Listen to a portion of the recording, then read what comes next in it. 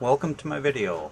I'm attempting to take the front end off of my 53 B4C all in one piece to prepare for an engine and transmission removal. I did a body off restoration on this truck back in 94-95, so all the fasteners, all the nuts and bolts came off really easy.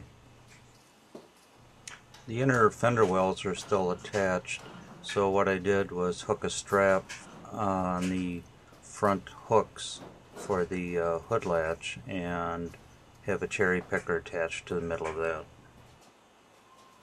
What you need to do is to lift the front end up far enough to get the two bolts under the radiator mount to come out of the frame, and for the front clip to clear the bumper and the bumper mounts so it can slide forward without getting all scratched up.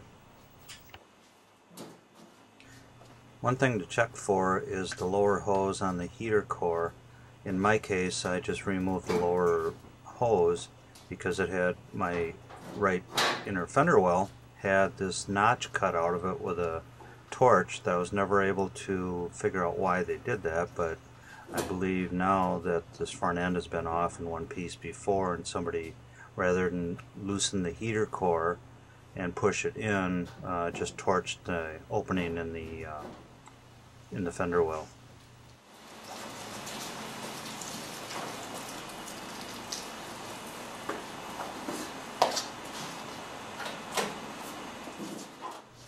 This has been a pretty big year for the truck. I did the front disc brake conversion with Bob Acres' bracket kit and replaced the rear end with a Ford 9-inch with rebuilt brakes, so I'm good to stop all the way around now.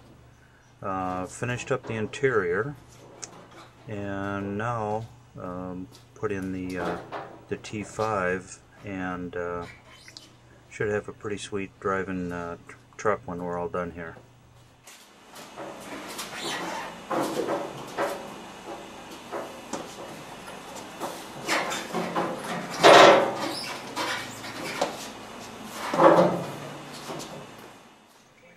It was about this time that I realized I forgot to shorten up the chain on the cherry picker, so I didn't have a lot of room to go any higher.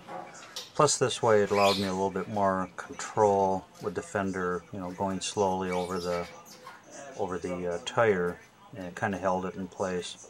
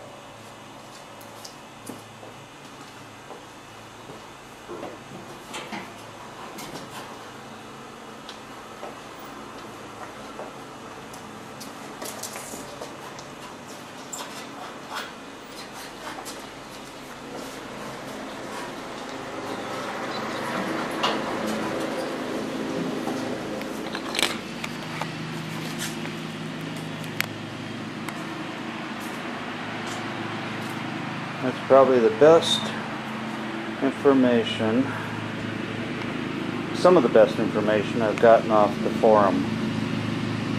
This was so easy. So you can see everything is still intact. So we had about 8 bolts on each side from the back and 2 bolts on the radiator support, and we're done. Of course, remember to take the lower radiator hose off. Now I think I see why. Could never figure out why this was notched. Well, it just happens to allow the bottom of the the outlet on the bottom of the heater core to slip right through it.